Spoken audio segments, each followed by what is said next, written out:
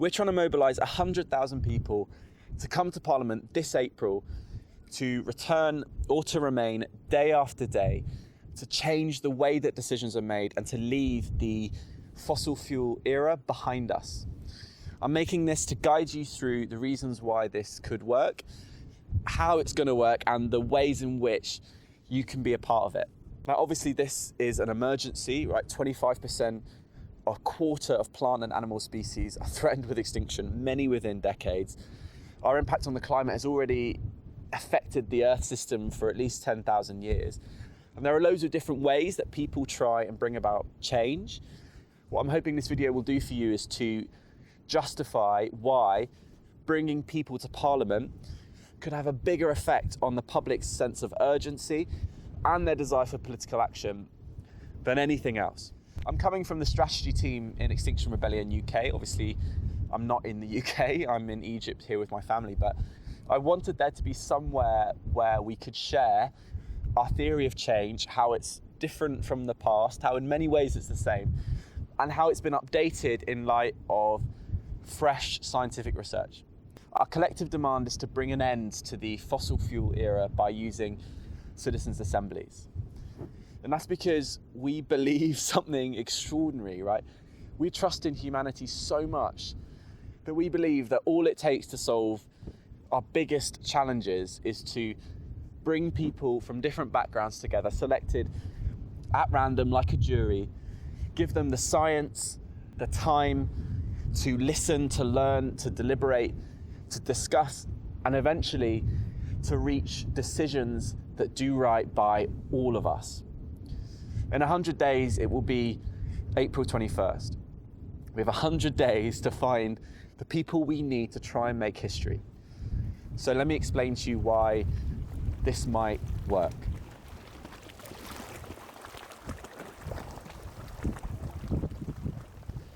Okay, let's talk history for a bit. Ancient history, 2019. At the beginning of that year, it seemed inconceivable that the government would declare a climate emergency, set a net zero target in law, or initiate a citizens' assembly to inform on how to reach that target.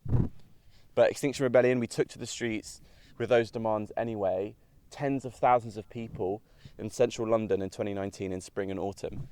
And before the year was up, the government had acted on all three. And we can debate, failures to turn promises into action, all we like. But what we can overlook is that the public was significantly affected by what we did, affected by more than anything else that happened in 2019.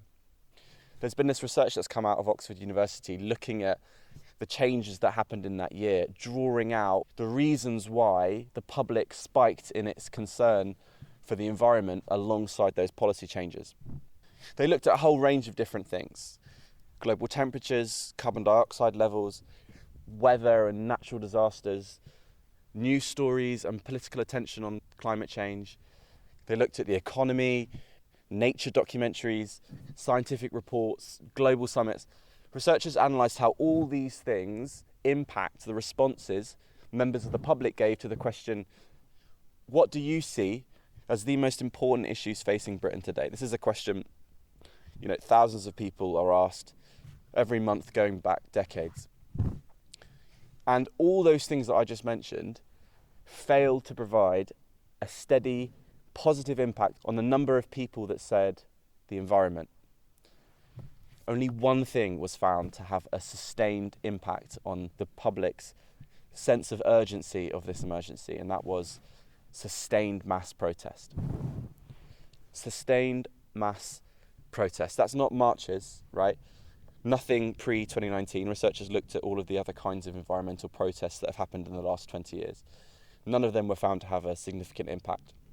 But not necessarily arrests simply either. Researchers looked at that too. It was sustained mass protests which did the trick. And this movement was founded on the 3.5% rule, this observation that no government has in the last century withstood a challenge from that proportion of its people. But there's also something called movement momentum. This combination, a linear combination of this mass, the proportion of people that turn up, and velocity, the number of protests that happen in a given week. And this combination has been found to lower the threshold required to achieve change.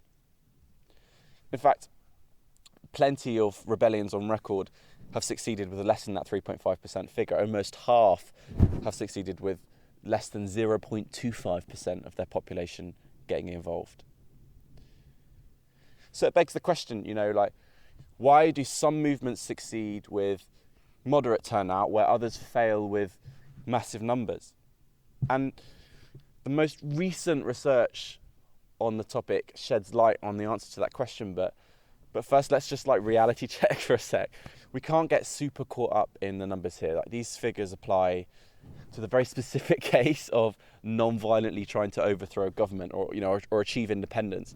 That's not exactly what we're trying to do, is it? We're trying to update politics, to upgrade our democracy by using citizens' assemblies to let people decide. The same principle of democracy, but for all we know, a lower threshold required to achieve change.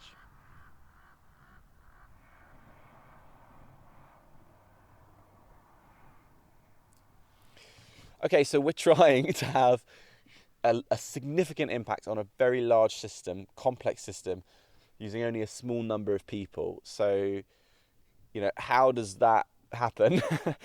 I'm going to return to sociological science in a sec, but we can step away from society and look at other kinds of systems in nature to understand how changes like that can occur. Take our climate system, our favourite system in the world. I've spoken about non-equilibrium systems in this channel before. The climate is a classic case of one. It consists of a variety of bodies that are all in energy exchange with each other, using various processes over various different timescales. So say there's some status quo, 10,000 years of stable equilibrium climate, and along comes something new, like us and our greenhouse gas emissions, that triggers a response in the system. All of the different complicated ways elements relate kick in, with negative feedbacks working to regulate and restabilize the system, positive feedbacks amplifying changes, potentially becoming dominant drivers. And all these interdependencies can make this whole thing vulnerable to waves of failure that cascade throughout the system. So for instance, say a big player fails, like the ice sheets melt, that has knock-on consequences to circulation in the oceans, which then can lead into changes to do with monsoon patterns and other weather patterns, potentially locking in changes to entire aspects of the Earth system. And these complex interdependencies, this tipping point-like behaviour, is present in loads of different places. You can see it in ecosystems, in economies and societies, and it's not always bad news. They can help us adopt new policies or change our habits and behaviours. And the relationship that exists between politicians, the public, and protesters and other pillars in society is similarly vulnerable to tipping points. The idea is that over time, a state of play in society may change, but players don't necessarily update or adjust until a moment of confrontation precipitates a realignment of powerful elites and pillars like ministers or energy companies, bankers, journalists, media organisations, universities, the monarchy, you can go on and on.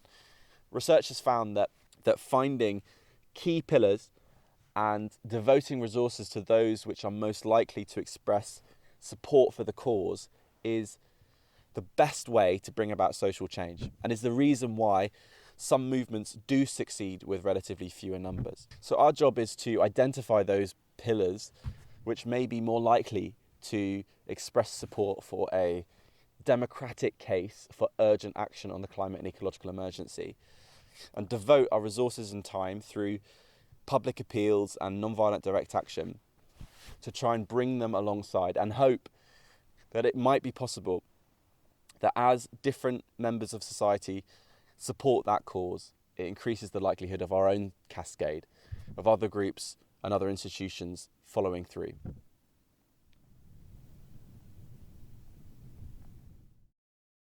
So that's the theory, at least. Obviously, It's a completely different thing entirely to put it into practice. That's where this document that Strategy has released comes in. It's a place where we've compiled all the different documents flying about, the resources, to help people get involved in their own way. So hopefully you've got a local group. If you don't know what that means, you can sign up to be one of the 100,000 on XR UK's website. You can search for your region in the country and join one of the hundreds of Extinction Rebellion local groups around the country. There are also communities groups, avenues to get involved, XR doctors, scientists for Extinction Rebellion. There are faith groups as well. But hopefully you've got a group that wants to get involved in this plan and help make it happen. So there's a variety of different ways you can get involved. You can join in Rebel Ringing, where we're contacting some of the 200,000 odd people on our mailing list. There are opportunities to build local alliances in your community. That's really important. There's some guidance about that. And then there's Project 3.5, this great mobilization structure that's all about face-to-face conversations, talks and trainings. There will be actions in the mix, and the document talks a bit about that. Something I want to draw your attention to is come from the Justice Steering Group. It's a plan to help people enter into more marginalised communities with the aim to empower them to organise themselves with their own leaders and their own causes, even completely separate to XR. And then within central structures in Extinction Rebellion, we're working really hard with our relationships with other organisations to include them into the design of the few days from April 21st, to get their membership involved, to see where their causes intersect.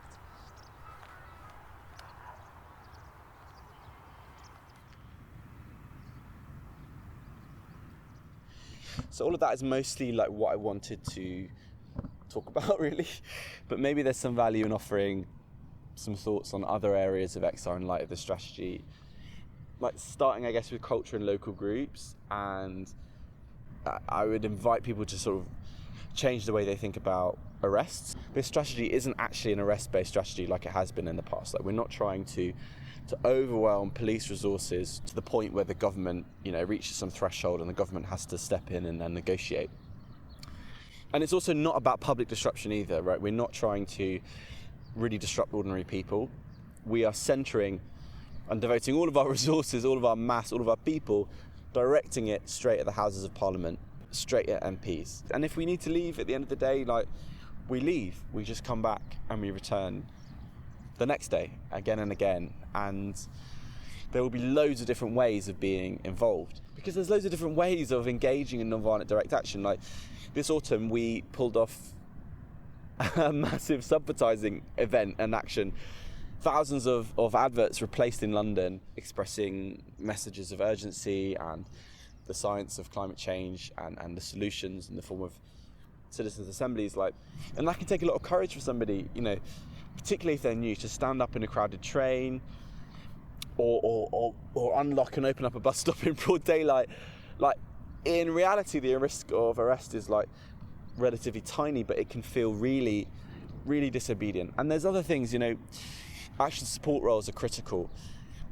Catering to the well-being of rebels or helping to steward large numbers of people, or being part of the de-escalation team to intervene in hostile encounters on the street. All that stuff is really important, and there'll be trainings running up for the next few months. And I guess it's also worth thinking about new people as well. A lot of the time when we're trying to recruit, right? A lot of the time when you've just come through a transformation where you've realised that this emergency is massive, you're a part of a group of people that wants to do something about it, there's a lot of energy there, it's red hot, and we know where that can lead them, right? Burnout, brittle, hollow, one interaction with a police officer and they shatter at the first blow, feeling isolated. So temper new members, bring them into community, empower them, platform them, watch out for them. And your local group should feel like a community. For some of you, maybe it doesn't.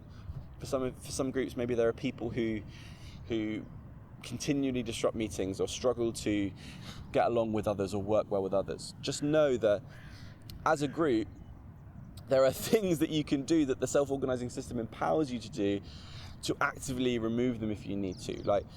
It's written into our DNA, into our principles and values. We openly challenge ourselves and our toxic system. We work to actively mitigate power.